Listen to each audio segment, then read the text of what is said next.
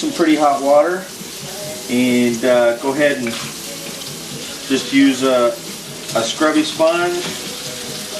And if you need any dishwashing liquid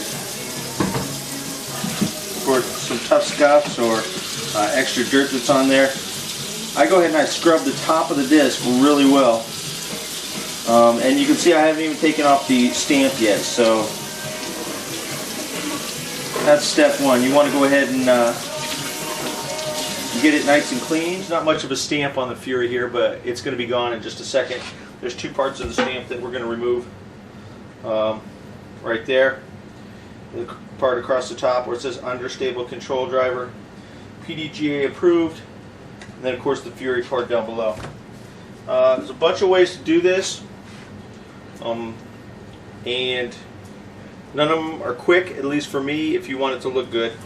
So take and put some acetone on a, you go ahead and put that on a paper towel, and then you start wiping. I have more than once created a big purple spot in this case where I'm trying to remove everything, and it just didn't look great. So I go as carefully as I can over what I want to get the dye off. There's dye or ink, or I don't know what it is, but it's right on top of the foil that's on the hot stamp for the dye. So if you can carefully get all that off, later we'll come back with a paper towel and we'll go ahead and remove the rest. So I got one side pretty well there. Actually, there's still a lot on here. So again, I just blot on it, and you can start to see it, I don't know, maybe you can, on there. You can start to see it coming up as I blot. So just take your time and go through and blot that first layer off. Now, you can also dye right over a stamp. I've had mixed results with that. But the dye won't usually stick on the stamp. And create something that I can blot with. Get some on the paper towel, and now just start blotting.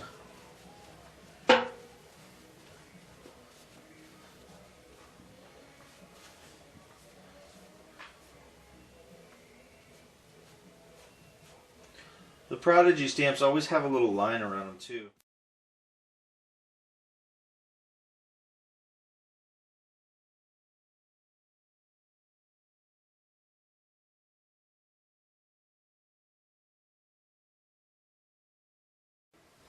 So when I'm done, you can see a little bit of a white area there where the Prodigy stamp was, but the stamp is gone.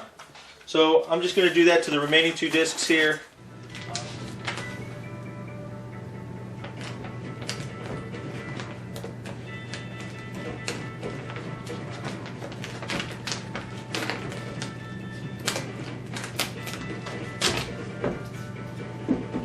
Okay, so what you want to do is you want to make sure that everything is flat, that all your little pieces, like inside the B, the A, there's little tiny pieces that I want to stay there, but everything looks pretty good. So I'm going to take and apply this so it covers the entire portion, or the best part of it that I can. Some of the dies are too big. And then go ahead and apply it evenly so there's no bubbles. And then I take an old hotel key and I run over it to keep it down. You don't want to go too hard, because if you catch an edge, you run the risk of ripping it. But go ahead and just make sure that, especially all the small little pieces, I go over, because you're going to want them. I don't go too hard over them. I just make sure that this is covering all the areas that we need. Because now I'm going to take and apply this vinyl to this disc. So the reason I had said a couple videos ago that to leave the tape on is for right there, because you can use the tape to peel it right off. And as you can see, as I peel it off, that transfer tape is actually keeping all those little pieces right where they are, so they're not moving around.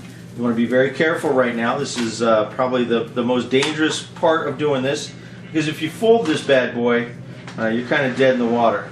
A couple of ways you can do this. The way I like the best is to put it on a flat surface. Make sure it's good and flat. Take your disc. The first thing I do is eyeball it over.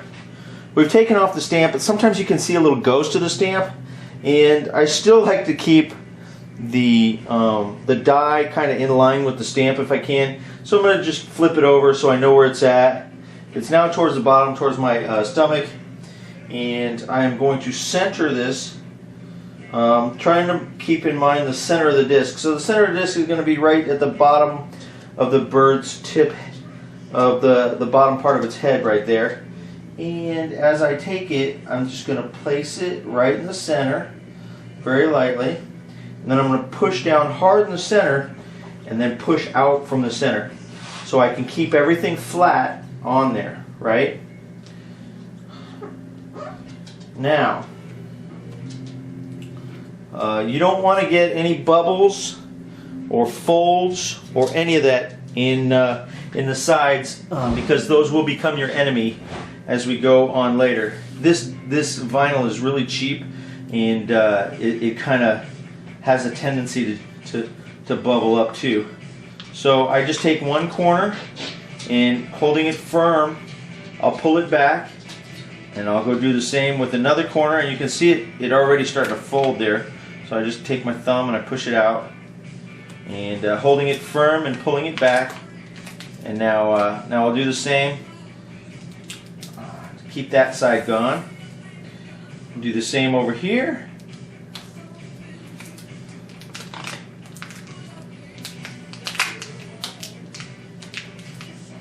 And this one's going to be real close on the edges there, but I'll show you how I get around that one too. So it looks like I got a pretty good job going, with the exception of the bubbles right here on the ends, and this is really difficult. So you want to make sure, and I just use my thumb to push down on the letters, and then push it away, so that if the bubble stays, it pushes out. Same thing on the R there. Maybe you can see there's a little bit of a crease right there, but I can get it away from there really easily. So I end up with the die area of the disc being in relatively the center of the disc. That's not too bad, and there's no bubbles near any words or anything. Well, nope, that's the nipple in the center of the disc.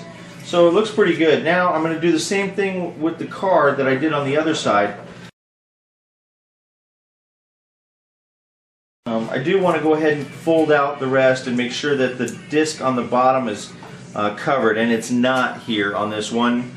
It's just barely got the edge uncovered, but I'll show you how I get around that here in just a second. Because the next part is to go back and find the corner of your transfer tape and start pulling the transfer tape off, so you have an exposed area on the disc. I may have put too large a square on the transfer tape because it's kind of a pain to get off. So basically I have the side there, and you can see the tape coming up, and now I just very carefully pull. And as I'm doing it, I'm watching those little areas that need to stay on there. If one comes up, it's okay. Put the transfer tape back down and use your card and go over it and push it down real hard. 9 times out of 10, you can get the little piece of vinyl to stay on the disc.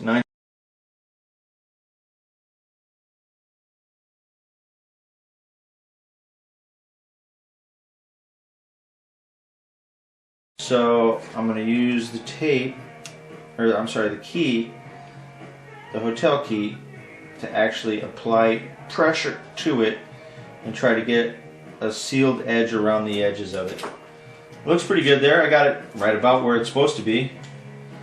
Now you want to go around it and just double check that there are no bubbles or creases anywhere on the edge of anything. There's one real close here, but it looks like I can just push it out anyway. There's one real close here too. This one does make me nervous. So you want to make sure that there are no bubbles, no creases around the edges of your dye, or you'll bleed. That's where you get the bleed from. Otherwise, this one looks like it's pretty good to go, except for the edge that I was talking about before. So what I use for that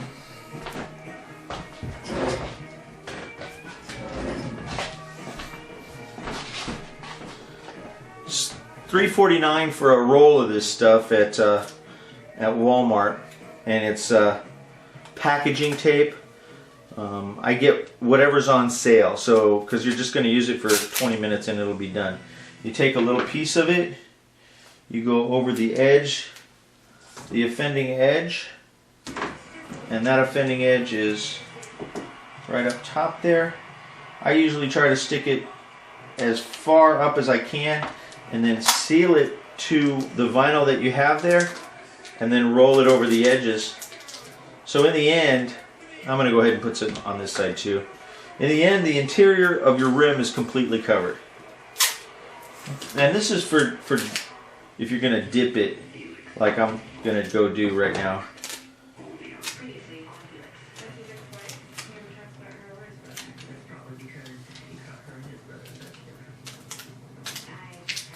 So one last little thing that I usually do is I'll take a piece of this tape and I will make a little handle. Stick some on the either end. You can grab it right down to the bottom, and when you want to pull it out of the die, that comes in real handy. Okay, so the die's cool. If you put it on when it's really hot, you might puddle the disc, you might make a puddle top out of it, you might warp the disc. So I try not to do that.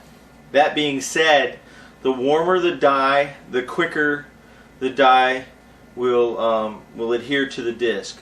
So it's still warm, but I mean I can touch the side of this thing no problem. It's not that hot. So it's only lukewarm at best. And all I'm going to do is I'm going to take my disc and I'm going to place it and let it float right in the top there. And as you can see, it's floating around. On the side I've prepared a paper plate with, it's a paper plate with a paper towel on it. I'm going to go ahead and pull it off so we can see what we're looking at.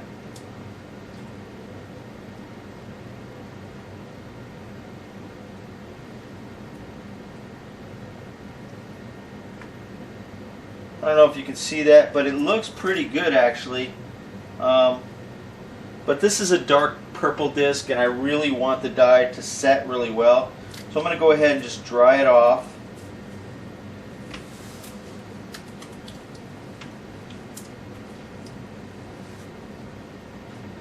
And you can see the dye pretty well on there now. You can see also the tape, the shipping tape, how it's not sticking to that on the sides there.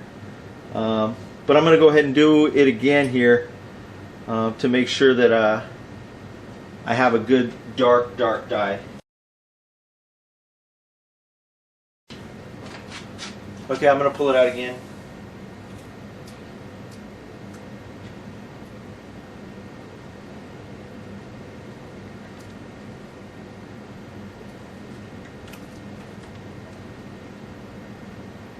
Wow, that looks pretty good actually.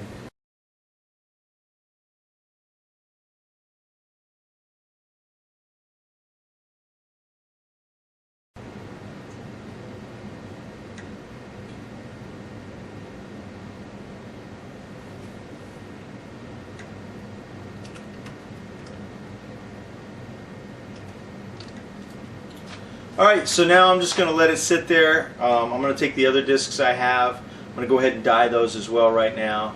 And once they're done, I'm going to dry off all the excess dye on them. And once they're good and dry, and only when they're good and dry, will I take off the vinyl and we'll have a finished product. Okay, So the last part is to take the vinyl off and see what we ended up with. This disc is for Jason Rigler, so I hope it turned out well, Jason. Let's see.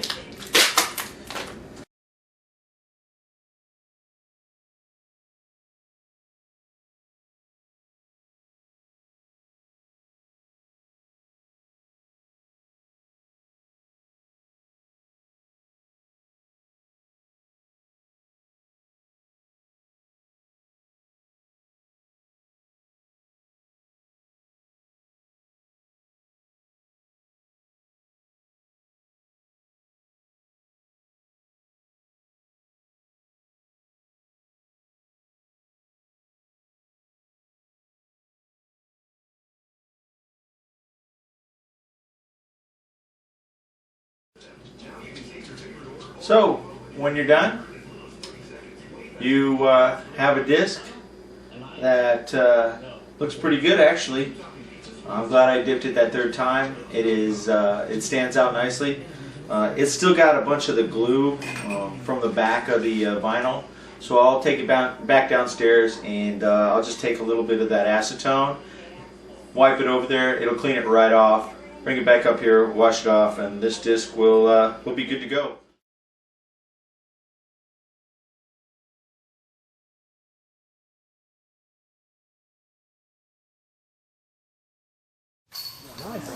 Nice, Brad.